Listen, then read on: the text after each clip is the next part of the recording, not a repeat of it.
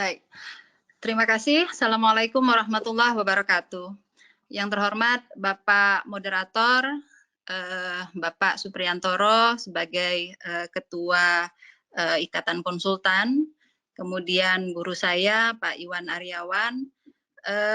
Senang sekali pada siang hari ini kita dapat berbagi dan berdiskusi tentang pandemi yang saat ini terjadi di Indonesia, yaitu pandemi COVID-19. Materi yang diampukan pada saya adalah tentang disease dynamic. Jadi sesuai dengan tujuan diadakannya webinar ini, yaitu tentang bagaimana kita memprediksi dan skenario plan dalam menghadapi COVID-19, maka kami membuat outline dari presentasi ini sebagai berikut. Yang pertama adalah current situation untuk COVID-19, lalu skenario penularan atau transmisinya, strategi pencegahan dan pengendalian, kemudian skenario pengendalian, lalu peran profesi dalam pengendalian dan lesson learned kita dalam pandemi COVID-19 ini. Yang pertama, ketika kita bicara tentang disease dynamic, sebenarnya disease dynamic dalam materi ini akan lebih difokuskan pada dinamika penularan COVID-19. Dinamika penularan itu sangat penting untuk dipahami pada tahap awal penyakit baru yang muncul. Jadi sebenarnya coronavirus sendiri mungkin bukan penyakit yang baru, tetapi untuk COVID-19 ini adalah strain baru, perubahan dari SARS dan MERS-CoV. Kemudian penyakit baru ini di dalam pedoman surveillance sering dinamakan sebagai penyakit misterius. Wawasan tentang situasi epidemiologi dan upaya identifikasi apakah tindakan pengendalian pandemi ini memiliki efek terukur, itu harus bisa kita berikan untuk memperkirakan perubahan dalam transmisi dari waktu ke waktu. Jadi analisis dalam disease dynamic itu diharapkan dapat menginformasikan prediksi tentang potensi besaran masalah, kemudian penyebarannya ke wilayah lain, lalu perkiraan risiko, dan juga memandu desain intervensi alternatif yang dipilih. Slide. Kalau kita akses ke sosial media, ada banyak sekali para ahli yang mencoba membuat perkiraan atau forecasting. Pertanyaan masyarakat tentu kapan sih ini yang akan berakhir? Kapan pandemi ini akan berakhir? Jadi kami juga bersama tim, saya bersama Pak Firman mencoba membuat semacam perkiraan berdasarkan data yang sudah ada. Walaupun model ini mungkin belum fix, belum begitu fit karena ketika dibuat model ini satuan waktunya baru sekitar 30 hari, jadi sampai dengan 28 Maret, itu kami membuat kapan pandemi akan berakhir. Jadi ada beberapa pilihan. Yang pertama, jika kita berpikiran positif bahwa intervensi yang dilakukan oleh pemerintah itu cukup efektif, maka kami memperkirakan bahwa pandemi ini mungkin bisa berakhir di bulan Juni, di pertengahan Juni. Tetapi yang terburuk jika kemudian worst case itu mungkin lewat dari Agustus, karena medium case tanpa lockdown atau kita tidak menyebutnya lockdown mungkin ya, karantina wilayah yang efektif. Itu kemungkinan setelah Agustus baru, itu worst case. Tapi kita berharap bahwa tindakan yang diambil oleh pemerintah ini cukup efektif untuk bisa mengakhiri pandemi ini. Dari sisi epidemiologi sendiri, sebenarnya indikator dari keberhasilan penanggulangan atau containment suatu wabah adalah 2 kali masa inkubasi. Jadi kalau COVID-19 ini masa inkubasinya adalah 2 sampai dengan 14 hari, maka mestinya 28 hari ke depan itu ini sudah bisa selesai. Tetapi kita coba dengan 3 kali masa inkubasi. Jadi kalau 3 kali masa inkubasi, kalau kami melihat tren yang terus meningkat, maka mungkin 3 kali masa inkubasi pun akan tidak terlalu efektif untuk mengakhiri pandemi ini. Slide. Perhitungan lain yang kami lakukan yaitu dengan menggunakan reproduction rate. Tapi ini tentu tujuannya berbeda dengan perhitungan matematis yang tadi. Jadi untuk reproduction rate ini kami mencoba kalau secara teori itu 2,2 sampai dengan 2 sampai 4 RO-nya. Maka kalau kita lihat ini sebenarnya untuk mengevaluasi apakah angka yang diumumkan oleh pemerintah saat ini sudah sesuai dengan perhitungan matematis yang ada. Yang ditakutkan adalah kemampuan kita untuk mendeteksi dan untuk mendapatkan kasus itu lemah, sehingga sebenarnya kasus itu banyak di komunitas, tetapi kemudian tidak bisa diidentifikasi oleh kita, lalu dia terus menyebarkan dan memperbanyak jumlah penderita yang positif. Slide. Kalau kita bandingkan dengan negara-negara lain, jadi kalau kita lihat, kita mencoba membandingkan dengan beberapa negara yang memiliki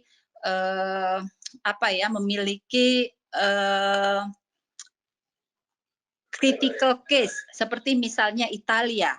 Italia itu di berbagai media memiliki angka kematian yang tinggi, juga Iran. Tetapi ada juga yang berhasil seperti South Korea atau Korea Selatan. Itu kalau kita lihat grafiknya, itu terlihat dengan sangat clear bahwa Iran di awal-awal Maret memang angkanya melebihi dari prediksi, tetapi kemudian di pertengahan Maret Iran sudah mulai bisa mengendalikan pandemi wabah tersebut, dan kita akan melihat ke depan akan seperti apa. Kemudian South Korea yang terlihat sekali mampu untuk bisa menurunkan angka kejadiannya dengan sangat signifikan.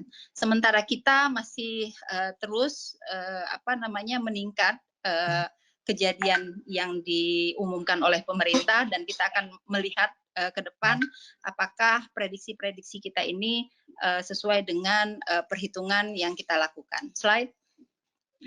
Nah, kalau kita lihat ini yang current situation.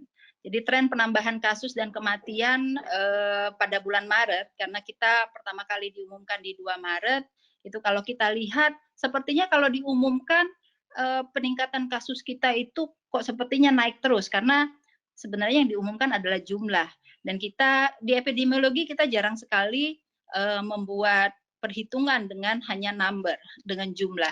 Maka kita membuat beberapa proporsi, dan kalau kita lihat persentase penambahan kasus kita itu sebenarnya turun karena jumlah kasusnya makin pembaginya banyak. Kasus memang secara kumulatif itu terus meningkat karena yang diumumkan pemerintah adalah kumulatif. Tapi penambahan kasus harian kalau kita lihat persentasenya memiliki kecenderungan menurun. Nah, yang kedua, komunikasi yang sering disampaikan oleh pemerintah itu selalu terkait dengan kematian tapi yang kumulatif. Ya tentu saja makin lama makin banyak yang jumlah yang meninggal dalam kumulatif. Tapi dan harusnya ketika perhitungan angka kematiannya bukanlah sekedar kematian kemudian dibagi dengan jumlah kasus, tetapi kita juga harus memperhitungkan yang sembuh, kemudian yang meninggal itu jangan dihitung kembali. Jadi kami mencoba membuat kematian kumulatif dan harian yang memang angkanya sih masih di atas angka rata-rata dunia untuk kematian COVID-19 ini. Slide. Kemudian yang kedua adalah skenario penularan. Kalau kita lihat gejala dan beratnya gejala umum dari penyakit ini sangat umum sekali. Demam, lelah, batuk kering, kemudian badan terasa sakit. Tapi yang utama adalah beberapa literatur mengatakan 80% sebenarnya sakit sedang dan munculnya secara bertahap, tapi juga ada yang tidak bergejala dan tidak merasa sakit, dan hanya 20% sebenarnya yang sakit berat, yang membutuhkan bantuan oksigen sampai ventilator. Siapakah yang 20% ini? Beberapa literatur menyebutkan yang usila, komorbid, komorbidnya terutama asma, PPOK, hipertensi, diabetes, dan lain-lain. Ini ada satu referensi slide dari European CDC. Mereka melakukan rapid risk assessment pada tanggal 25 yang dipublish di 25 Maret 2020 bahwa sebenarnya dari keseluruhan kasus kalau di Eropa itu sekitar 30% dari 17 negara 30% saja yang membutuhkan perawatan di rumah sakit, dan yang membutuhkan bantuan ICU dan respiratory support itu hanya sekitar 4%. Jadi sebenarnya ini juga harus menjadi perhitungan kita ke depan bagaimana kepanikan yang terjadi di masyarakat ini juga mampu diredam dengan komunikasi risiko yang baik. Slide. Untuk skenario penularan sendiri sebenarnya WHO itu sudah mengeluarkan Critical Preparedness, Readiness, and Response Action untuk COVID-19 ini. Slide. Jadi kalau di dalam guidance tersebut itu dikatakan bahwa sebenarnya satu wilayah itu ada 4 level atau ada 4 tingkatan. Yang pertama kita kasih tanda biru yaitu jika tidak ada kasus atau tidak terdapat kasus yang terlapor. Lalu yang hijau adalah kasus sporadik. Itu ada satu atau beberapa kasus yang sifatnya import. Jadi di dalam kasus sporadik itu belum ada sebenarnya penularan komunitas.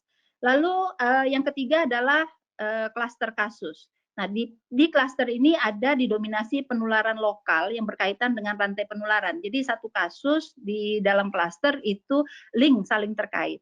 Nah, yang keempat, kita kasih warna merah itu penularan di komunitas, di mana jumlah kasus sudah meningkat dengan bermakna, kemudian tidak diketahui sumber rantai penularannya, lalu jumlah kasusnya sangat besar, dan peningkatan kasus dengan tes positif melalui sampel sentinel. Jadi pengujian sampel secara masif dari laboratorium yang kompeten. Ini yang harus diberi tanda kutip, tapi sebenarnya teman-teman di laboratorium yang paling mengerti tentang ini. WHO sampai hari ini masih untuk golden standarnya adalah RT-PCR. Jadi saat ini di Indonesia kita mengenal ada rapid test dan itu menimbulkan kontroversi juga antar ahli tentang efektivitas dari rapid test tersebut. Tetapi kita tidak akan membahas itu pada bagian ini. Kita akan membahas bagaimana kami memandang dari sisi epidemiologi. Slide. Lalu bagaimana strategi pencegahan dan pengendalian? Pemerintah dalam hal ini Kementerian Kesehatan telah mengeluarkan buku pedoman tentang penanggulangan, pengendalian dan penanggulangan pandemi ini, di mana ada 6 pilar dari strategi pencegahan dan pengendalian. Yang akan kami bahas adalah hanya 2 bagian saja, surveillance dan respon, dan komunikasi risiko. Karena komunikasi risiko ini menurut pandangan kami cukup mengkhawatirkan sejak awal ketika kita tidak terlalu serius untuk membahas tentang komunikasi risiko. Bagaimana pemerintah berkomunikasi yang menurut pandangan saya secara pribadi tidak terlalu efektif. Dan sampai ke sini pun belum terdapat perubahan yang bermakna. Jadi walaupun sudah tidak terlalu banyak lagi permainan kata-kata yang di-capture oleh wartawan, tetapi informasi yang disampaikan kepada masyarakat itu sangat menurut pandangan kami cukup minim. Slide. Nah, untuk surveillance dan respon, maka kita bisa membaca di buku tersebut tentang alur deteksi dini dan respons. Jadi mulai dari kondisi pasien, walaupun di dalam pedoman kita pasien itu kriterianya menjadi banyak sekali, ada yang ODP, PDP, itu semuanya suspek. Kemudian ada sekarang tambahan lagi OTG, beberapa daerah memberikan terminologi lain lagi, ada OTR di Jawa Timur. Ini sebenarnya cukup membingungkan istilah-istilah yang seperti yang banyak tersebut. Tapi sebenarnya kita kembali saja kepada buku yang ada. Jadi hanya ada PDP dan ODP, serta saat ini yang terbaru itu ada OTG. Jadi kalau ada pasien, bagaimana kondisi pasiennya itu, kategorinya ringan, sedang, atau berat, kemudian dilakukan tata laksana sesuai dengan kondisi pasien. Slide, nanti dalam skenario pengendalian itu bisa kami jelaskan. ini adalah skenario pengendalian. Pada 10 kasus pertama dan 20 kasus pertama, untuk kasus sporadik dan klaster, kita memang masih bisa identifikasi link antar kasus. Waktunya habis. Habis ya Pak ya? Lanjut, singkat Bu. Baik. Kasih waktu 2 menit, langsung saja. Memang pada 20 kasus pertama kita bisa petakan klasternya, jadi ada sekitar 5 klaster besar dari kasus yang ada. Tetapi kemudian untuk selanjutnya klaster tersebut untuk Jakarta sudah tidak mampu lagi dipetakan karena kasus yang banyak dan sudah beberapa kasus yang ada missing link. Slide. Untuk penanggulangan sporadik dan klaster seperti biasa 2 bagian, lacak sumber dan lacak kontak. Kemudian untuk pasien itu diisolasi, untuk yang PDP ataupun ODP ada beberapa tindakan yang dilakukan sesuai buku pedoman. Slide. Nah, kalau kita lihat dinamisasi COVID ini per provinsi, sebenarnya yang biru itu seperti yang saya katakan tadi, skenario yang biru, hijau, kuning, dan merah. Saat ini kita petakan beberapa wilayah yang mulai ke kanan. Dan kami terus menganalisis apakah dengan perpindahan banyak penduduk dari Jakarta, Jabodetabek saat ini menuju ke Jawa Timur dan Jawa Tengah, itu akan meningkatkan kasus di Jawa Timur dan Jawa Tengah secara bermakna. Slide. Kalau berdasarkan skenario penularan, jadi tujuannya itu jelas masing-masing level. Jadi yang 3 itu adalah menghentikan penularan dan mencegah penyebaran, tapi khusus di penularan komunitas yang mungkin saat ini sudah mulai terjadi di Jakarta, maka memperlambat penularan, mengurangi jumlah kasus, dan mengakhiri wabah di komunitas menjadi tujuan utama. Slide. Strateginya ada beberapa bagian, kami hanya akan membahas yang terakhir di penularan di komunitas. Jadi 4 strategi utama untuk epidemiologi adalah meningkatkan eskalasi, kemudian isolasi kasus, isolasi mandiri pada suspek, baik PDP maupun ODP, lalu karantina wilayah. Dan untuk komunitas sendiri, ini masih tetap harus ditingkatkan tentang physical distancing, hand hygiene, kemudian respiratory etiquette, kemudian pembatasan aktivitas luar rumah, dan community measures. Slide. Nah, bagaimana peran organisasi profesi? Ada beberapa peran yang kami lakukan saat ini. Yang pertama tentu penguatan kapasitas profesional teman-teman kita di lapangan. Kemudian perlindungan terhadap keamanan dan keselamatan tenaga kesehatan. Cukup banyak tenaga kesehatan kita yang sudah menjadi korban, baik menjadi ODP, PDP maupun yang meninggal. Lalu yang ketiga, review sistem kesehatan dalam menghadapi pandemi. Hampir semua negara melakukan review. Negara-negara yang memiliki sistem kesehatan bagus mungkin memiliki akan mampu mendeteksi kasus lebih banyak dan kematian yang rendah. Lalu yang keempat adalah kita membuat policy brief kepada penentu kebijakan yang solusinya berdasarkan evidence, keilmuan, dan profesionalisme, dan berperan aktif dalam upaya penanggulangan di berbagai level. Kemudian menemukan inovasi dan solusi yang paling efektif dan efisien itu menjadi hal penting dalam peran kita di organisasi profesi. Slide. Yang terakhir adalah lesson learned. Lesson learned, jadi lesson learned yang bisa kita pelajari dalam pandemi kali ini adalah pertama test case terhadap ketahanan sistem kesehatan kita. Lalu evaluasi terhadap upaya promotif dan preventif. Jadi ada joke-nya dikira di tahun 2020 kita bisa melihat robot banyak, mobil bisa terbang. Ternyata di 2020 kita cukup belajar tentang cuci tangan. Kemudian yang ketiga media framing, trending topic, dan stigma. Jadi ini mungkin menjadi hal yang sangat kritis ketika banyak pejabat kita yang kemudian menjadi kasus, keluarga pejabat. Tetapi mungkin ini menjadi bias ketika mereka memiliki akses terhadap pelayanan kesehatan atau pelayanan dalam mendeteksi, sementara masyarakat umum tidak terlalu banyak aksesnya untuk mendapatkan pelayanan tersebut. Kemudian yang keempat, akhirnya penentu kebijakan merasakan dampak epidemi terhadap berbagai bidang. Ekonomi, politik, sosial budaya, spiritual. Ekonomi kita saat ini mungkin sudah menjadi minus. Kemudian juga ini merupakan ujian kita untuk sistem bernegara, terutama untuk social security bagi masyarakat kita. Dan yang lain lagi ada hal positif adalah perubahan besar dalam metode belajar dan bekerja. Hari ini webinar kita adalah perubahan besar dalam metode kita berbagi keilmuan. Jadi tidak lagi terbatas pada dinding beton. Saya kira itu yang bisa saya sampaikan. Mohon maaf kalau waktunya melebihi yang sudah ditentukan. Kami kembalikan pada moderator. Terima kasih Bu Magdalena. Mungkin ada 3 hal yang tercatat, yaitu kita harus punya forecasting dari berbagai kondisi, kelihatannya akan berjalan 3 bulan di akhir Juni katanya tadi. Yang kedua, coba pahami bagaimana cara penularan, diyakinkan sebagai ahli bahwa ini melalui droplet infection. Karena itu 3T yang disarankan WHO, lakukan tes, lakukan tracing, lakukan treatment. Dan kelola itu yang positif, ODP, PDP, dan sebagainya. Tentukan daerah Anda semua apakah di zona merah, kuning, hijau, dan sebagainya. Dan lakukan 3 langkah, to prevent, to detect, dan to respond. Demikian pesan-pesan Ibu Magdalena.